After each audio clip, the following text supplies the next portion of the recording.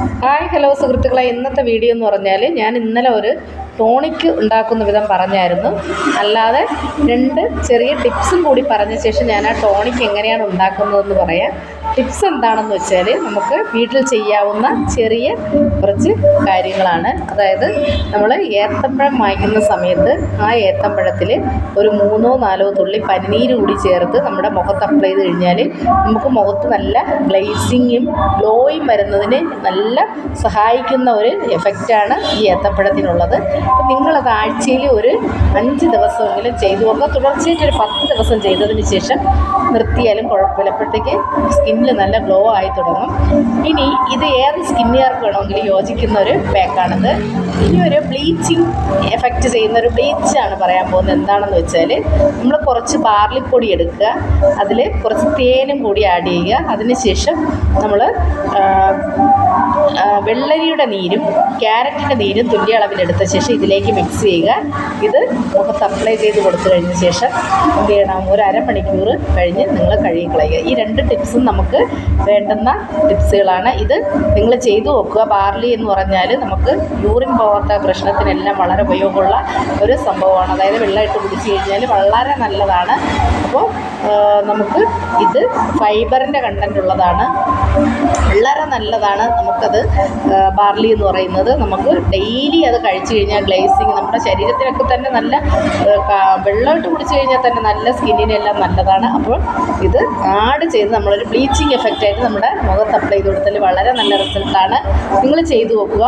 അപ്പോൾ ഇനി ഞാൻ പറയാൻ പോകുന്നത് എന്താണെന്ന് വെച്ചാൽ ഞാൻ ഇന്നലെ ടിപ്സിൽ പറഞ്ഞായിരുന്നൊരു ഗ്യാസ് ട്രബിളിനുള്ളൊരു ടോണിക്കിനെ കുറിച്ച് പറഞ്ഞായിരുന്നു. അപ്പോൾ അതെങ്ങനെയാണ് ഉണ്ടാക്കേണ്ടതെന്ന് അതിനുള്ള ഇൻഗ്രീഡിയൻസ് എന്തൊക്കെയാണെന്നാണ് പറയാൻ പോകുന്നത്.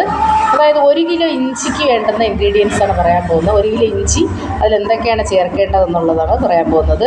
അപ്പോൾ 1 കിലോ ഇഞ്ചി എടുക്കുക, നല്ലതുപോലെ തൊലി ചെത്തിയ ശേഷം കഴുകി വൃത്തിയാക്കി എടുക്കുക. അതിലേക്ക് ഒരു 5 ഔൺസ് നെയ്യാണ് വേണ്ടത്.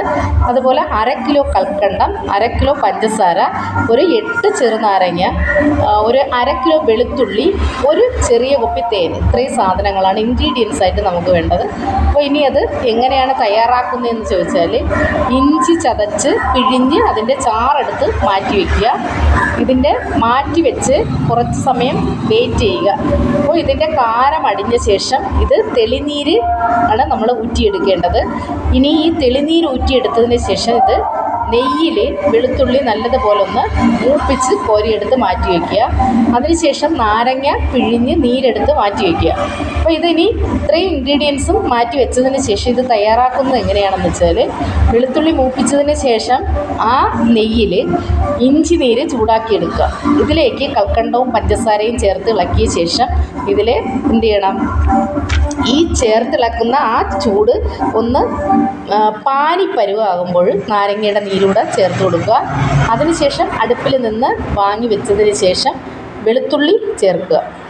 വെളുത്തുള്ളി ചേർത്തതിന് ശേഷം ഈ മിശ്രിതം നല്ലതുപോലെ തണുത്ത ശേഷം മാത്രമേ തേന് അതിലൊഴിക്കാവൂ. കാരണം വെച്ചാൽ നമ്മൾ തേൻ ഒരിക്കലും ചൂടാക്കി ഉപയോഗിക്കരുതെന്ന് ഞാൻ ഇന്നലെ പറഞ്ഞ ടിപ്സിൽ പറഞ്ഞിട്ടുണ്ട്. തേന് ചൂടാക്കി ഉപയോഗിക്കാൻ പാടില്ല. അപ്പോൾ ഇത് തണുത്തതിന് ശേഷം മാത്രമാണ് ഈ തേൻ അതിലേക്ക് ഒഴിക്കുക. വളരെ ഗുണകരമായിട്ടുള്ളൊരു ടോണിക്ക് നമുക്ക് കിട്ടും. അത് ഭരണിയിലാക്കി സൂക്ഷിക്കുക. ഡെയിലി ആഹാരത്തിന് ശേഷമായാലും മുമ്പായാലും ഓരോ സ്പൂൺ വീതം കഴിച്ചു കഴിഞ്ഞാൽ വളരെ നല്ല ഫലമാണ് കിട്ടുന്നത്.